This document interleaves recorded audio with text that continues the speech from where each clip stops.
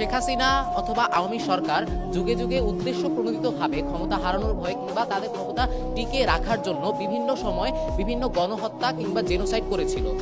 এখন মাননীয় স্পিকার আর একবার লক্ষ্য করুন, আজ থেকে এক যুগ আগে যখন 28 ফেব্রুয়ারি 2013 সালে আল্লামা দেলোয়ার হোসেন সাঈদীকে মিথ্যা মামলার রায়ে ফাঁসি দেওয়া হয়েছিল, সেই ফাঁসির বিচারে যখন আসলে জনগণ প্রতিবাদ করেছিল, সেই প্রতিবাদে শেখ হাসিনা তাদেরকে গণহত্যা করেছিল।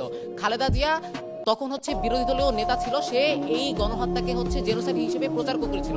তার মানে আপনাকে বুঝতে হবে যে খালেদা জিয়া তথা বিএনপি যখন তারা বিরোধী দলীয় দল ছিল, তারা জামাতের পক্ষে ছিল। তার মানে জামাত এবং বিএনপি মিলে তখন আসলে একটা বড় পাওয়ার হোল্ড করত, এবং এই ভয়ের কারণে পরবর্তীতে আওয়ামী লীগ ক্ষমতা হারানোর ভয়ে এই বিষয়টি ধামাচাপা দেওয়ার চেষ্টা করে।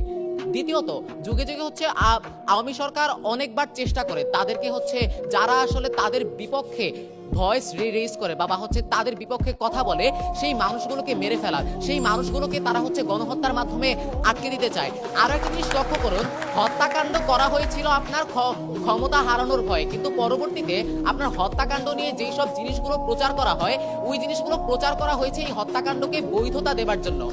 আমরা যদি উদাহরণ হিসেবে লক্ষ্য করি, 2024 সালে যখন আবু সাইদকে হত্যা করা হয়েছিল, তখন আসলে সে ক্ষমতা হারানোর ভয়ে হত্যা করেছিল, কারণ এই কোটা আন্দোলনের মাধ্যমে পরবর্তীতে একটি জনমত তৈরি হয়ে তাকে আসলে ক্ষমতা থেকে সরিয়ে দিয়েছিল। কিন্তু শেখ হাসিনা পরবর্তীতে আসলে কি প্রচার করেছিল? শেখ হাসিনা পরবর্তীতে প্রচার করেছিল এটি জামাত ইসলামীর দ্বারা সংগঠিত একটি গণহত্যা। তার মানে আপনার যেই গণহত্যাগুলো আদিকাল থেকে হয়ে আসতেছে, ওই গণহত্যাগুলো আসলে ক্ষমতা হারানোর ভয়ে করা হয়েছিল, কিন্তু আপনার পরবর্তীতে যেই সব কথাবার্তা বলার চেষ্টা করে তারা বা জঙ্গির কথা বলে, সেগুলোকে বৈধতা দেবার জন্য করা হয়েছিল। এখন আপনার একটা জিনিস বোঝা খুব বেশি গুরুত্বপূর্ণ, কেন আসলে হেফাজতে ইসলাম ওই সময়টাতে রাজনৈতিক পটভূমিতে খুব বেশি গুরুত্বপূর্ণ একটি জায়গা দখল করেছিল। আপনাকে একটা জিনিস বুঝতে হবে যে যখন হেফাজতে ইসলামী আসলে আন্দোলনরত ছিল, তখন তারা ঢাকার 6টি প্রবেশ মুখ দখল করেছিল। তাদের পক্ষে ছিল জামাত, বিএনপি কিংবা আপনার বড় বড় রাজনৈতিক দলগুলো।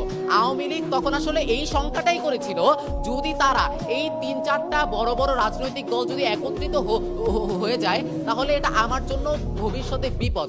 আপনি একটা জিনিস লক্ষ্য করুন, হেফাজতে ইসলামী কিন্তু ডিএমপির অনুমতি নিয়ে আন্দোলনটা করেছিল, কিন্তু তারপরও কেন তারা আসলে সময় চেয়ে নিচ্ছি একটু, কিন্তু তারপরও কেন আসলে তারা গণহত্যা করেছিল? কারণ তার মধ্যে এই ভয়টা ছিল বা এই সংখ্যাটা ছিল যে পরবর্তীতে বিএনপির মাধ্যমে প্রমাণটা কি আসলে আপনার খালেদা জিয়া সরাসরি বলে দিয়েছে যে হেফাজতে ইসলামীর এই আন্দোলন করাটা একটা গণতান্ত্রিক অধিকার।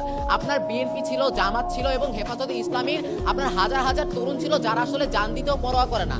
তার মানে এত জনমত ছিল বা আইডিওলজি ছিল, এদের কারণে শেখ হাসিনার মনে একটি শঙ্কা বা ভীতি তো তৈরি হয়েছিল যে এরা আমাকে ভবিষ্যতে ক্ষমতা থেকে নামিয়ে দিতে পারে, যেমনটি হয়েছে আপনার 24-এর বিপ্লবে। 24-এ কোটা আন্দোলনের শুরুতে শুরু হয়েছিল, কিন্তু পরবর্তীতে সেটি গণ আন্দোলনের রূপ নিয়ে আপনার ক্ষমতা থেকে সরিয়ে ফেলে শেখ হাসিনাকে। তার মানে হাসিনা হেফাজতে ইসলামকে ভয় পাওয়ার কারণে বা ওই ভীতির জায়গা থেকে সে গণহত্যাগুলো করে। সুতরাং আজকের সংসদে দাবি জানাচ্ছি বিষয়টি গৃহীত হবার মতো। ধন্যবাদ।